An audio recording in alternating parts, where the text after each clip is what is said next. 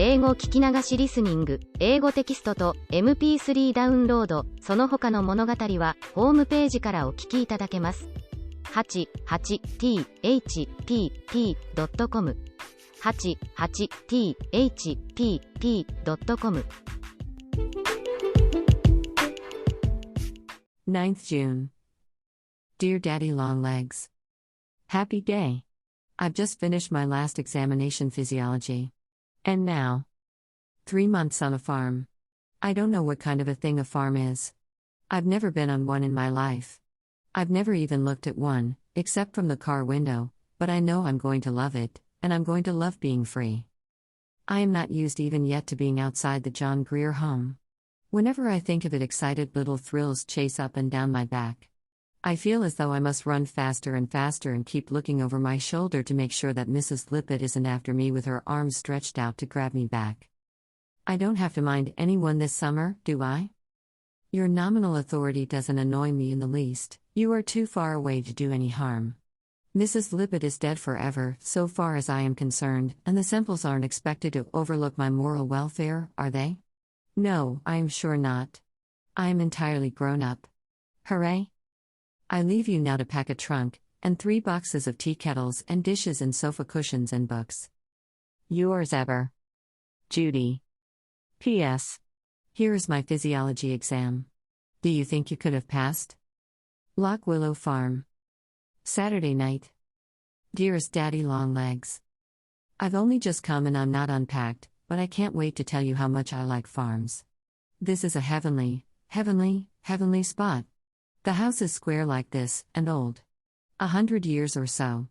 It has a veranda on the side which I can't draw and a sweet porch in front. The picture really doesn't do it justice. Those things that look like feather dusters are maple trees, and the prickly ones that border the drive are murmuring pines and hemlocks. It stands on the top of a hill and looks way off over miles of green meadows to another line of hills. That is the way Connecticut goes, in a series of Marcel waves, and Lock Willow Farm is just on the crest of one wave. The barns used to be across the road where they obstructed the view, but a kind flash of lightning came from heaven and burnt them down. The people are Mr. and Mrs. Semple and a hired girl and 2 hired men. The hired people eat in the kitchen, and the Semples and Judy in the dining room.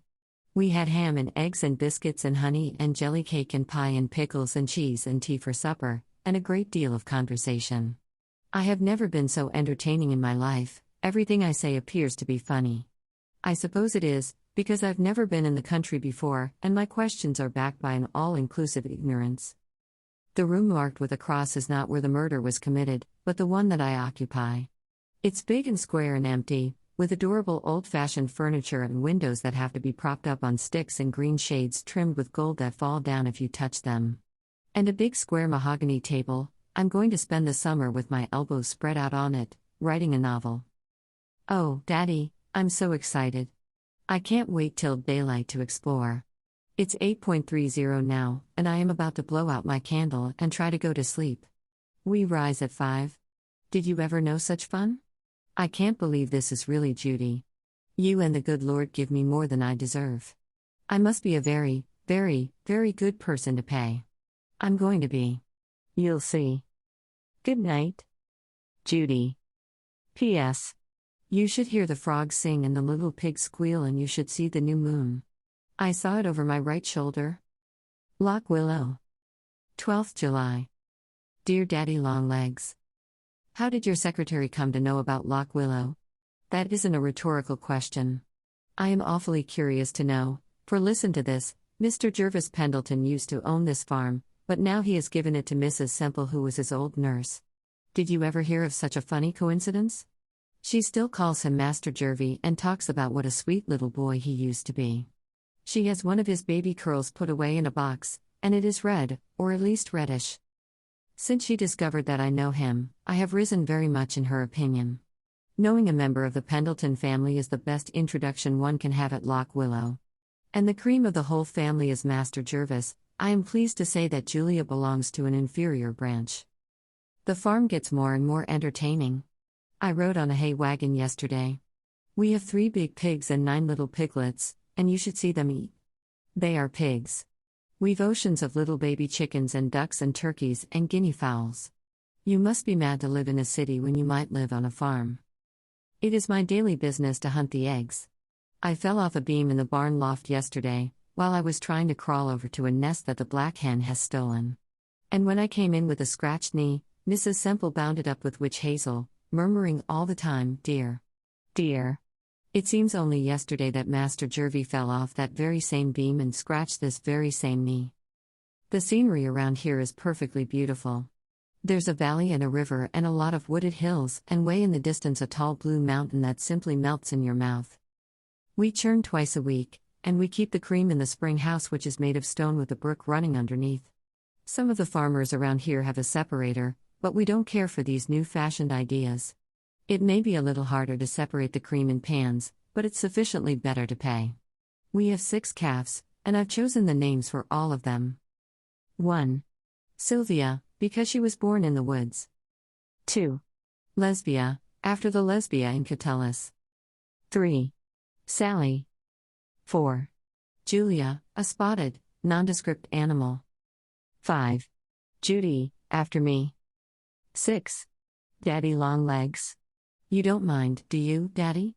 He's pure Jersey and has a sweet disposition. He looks like this, you can see how appropriate the name is.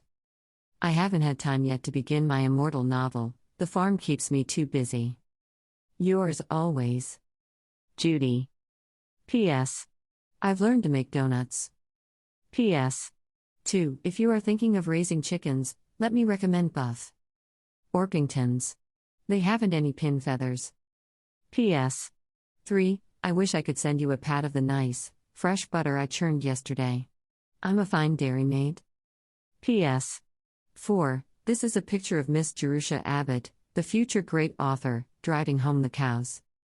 Sunday. Dear Daddy Longlegs. Isn't it funny? I started to write to you yesterday afternoon, but as far as I got was the heading, Dear Daddy Longlegs, and then I remembered I'd promised to pick some blackberries for supper, so I went off and left the sheet lying on the table, and when I came back today, what do you think I found sitting in the middle of the page? A real true Daddy Longlegs.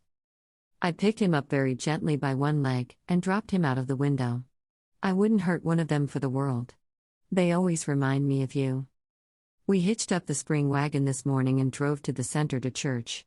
It's a sweet little white frame church with a spire and 3 Doric columns in front, or maybe Ionic, I always get them mixed. A nice sleepy sermon with everybody drowsily waving palm leaf fans, and the only sound, aside from the minister, the buzzing of locusts in the trees outside. I didn't wake up till I found myself on my feet singing the hymn, and then I was awfully sorry I hadn't listened to the sermon. I should like to know more of the psychology of a man who would pick out such a hymn. This was it. Come, leave your sports and earthly toys, and join me in celestial joys. Or else, dear friend, a long farewell. I leave you now to sink to hell. I find that it isn't safe to discuss religion with the Semples. Their God, whom they have inherited intact from their remote Puritan ancestors, is a narrow, irrational, unjust, mean, revengeful, bigoted person. Thank heaven I don't inherit God from anybody. I am free to make mine up as I wish him. He's kind and sympathetic and imaginative and forgiving and understanding, and he has a sense of humor. I like the Semples immensely, their practice is so superior to their theory. They are better than their own God. I told them so, and they are horribly troubled. They think I am blasphemous, and I think they are. We've dropped theology from our conversation. This is Sunday afternoon.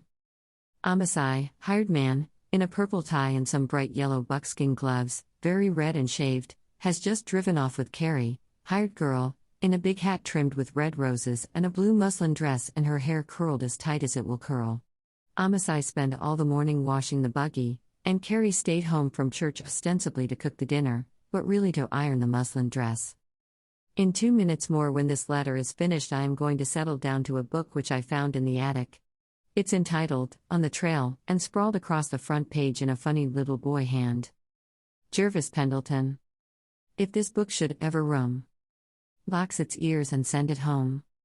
He spent the summer here once after he had been ill, when he was about 11 years old, and he left on the trail behind. It looks well read, the marks of his grimy little hands are frequent. Also in a corner of the attic there is a water wheel and a windmill and some bows and arrows.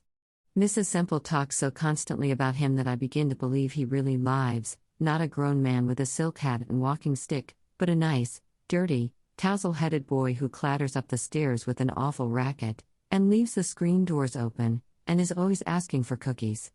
And getting them, too. If I know Mrs. Semple, he seems to have been an adventurous little soul, and brave and truthful. I'm sorry to think he is a Pendleton. He was meant for something better. We're going to begin threshing oats tomorrow. A steam engine is coming and 3 extra men. It grieves me to tell you that Buttercup, the spotted cow with one horn, mother of Lesbia, has done a disgraceful thing. She got into the orchard Friday evening and ate apples under the trees, and ate until they went to her head. For 2 days she has been perfectly dead drunk. That is the truth I am telling. Did you ever hear anything so scandalous?